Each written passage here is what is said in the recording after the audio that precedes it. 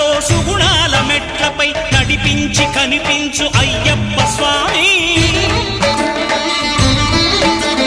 మకర సంక్రాంతి సజ్జోతివై అరుదెంచి మహిమలను చూపించు మణికంఠ స్వామి. కర్మబంధము బాపు ధర్మశాస్త్ర